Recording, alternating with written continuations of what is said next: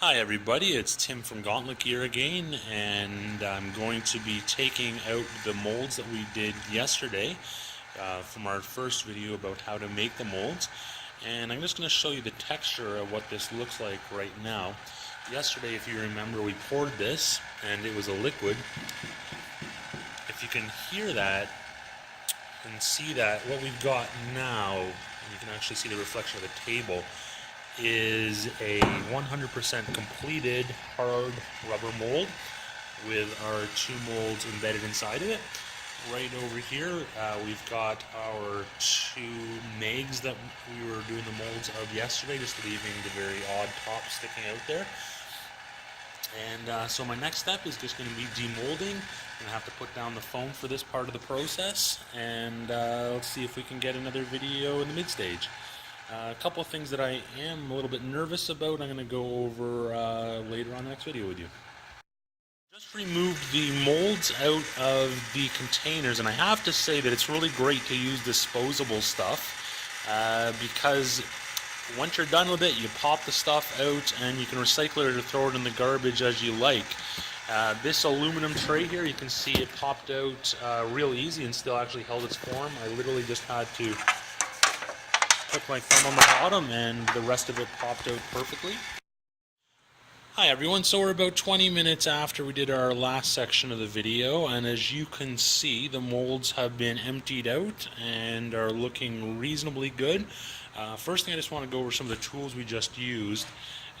We were using the grinder here with just a regular steel cutting bit on there, and it did a great job.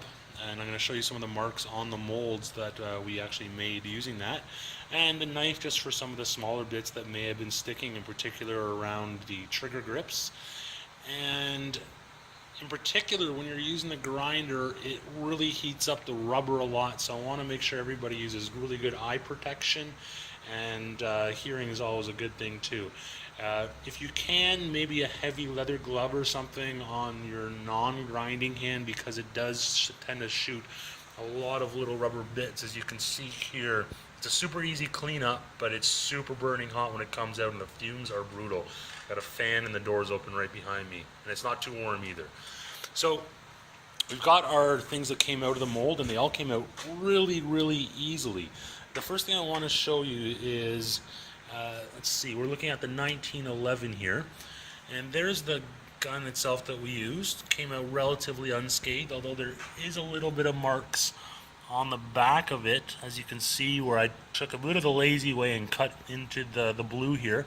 Doesn't affect our mold at all, but it does just make it a little bit easier for me to release it. And because I did a bit of an amateurish mistake, when I did the original molding, I forgot to plug up the trigger area here, and as a result I'm going to have to do a little cut in there. I'm going to show you that in just a moment.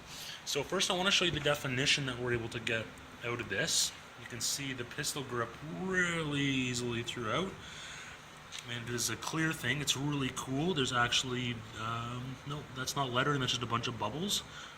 Actually no, I'm sorry, there is lettering in there as well, and that's going to come out when we do our positive mold again back into there later on. So really high quality definition, doesn't lose any marks, doesn't leave anything behind, and that's that one.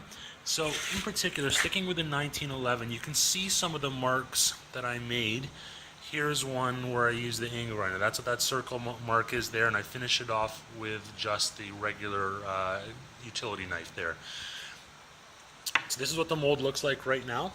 It's open at the back and open all the way down to where I had to work the trigger guard. My preference would have been to close it all the way and only open it from the back, but again, as I forgot to do the trigger guard, it's just going to make sure I do a nice tape job later on when I'm pouring the next mold. These mags came out super easy. It was a good 5-second cut with the grinder. You can see the line right there, and the mold that was in there just popped right out. Really fast, easy job. And the same thing on this one here. Again, the pieces of wood were just things that were left over from the actual mold, and that was just to make take up some space in the cup, so I wasn't spending excessive amount of money on the polyurethane. As it is, I probably could have even done the mold a little bit smaller, but hey, it works and it's going to be good. Here's our 226. There's the original here. Yeah, cut into it a little bit. You can see the mark. Very minor damage, nothing that's going to impact us for doing our holsters, but the main thing we're working on getting out of this is, of course, this. And there's some fantastic definition you can see here. Nothing at all is lost in the making process. There is a couple of nuts still in there, and I'm going to have to take those into account, just a quick tape over when I do them later on. And that's about it. So we are now ready to move on to the next step, which is the filling process. And we're going to be using Alumilite for that. And stay tuned, because the next section of the video should be the results of this fine work. So now on to the last section. We're pouring the positive back into the negative mold, which was the thing we created before. Essentially a hollow mold was the negative, and now the positive mold is going to be the thing we're going to be working from in the future. So first things first, the products that we've been using, Alumilite. That's these two things here. Fantastic product. It cures really, really quickly, and it's a 1-to-1 ratio. Although it's kind of weird because I haven't even opened these bottles and they're a little different levels. So just something to take note of. When I do run out, I should have an unequal number.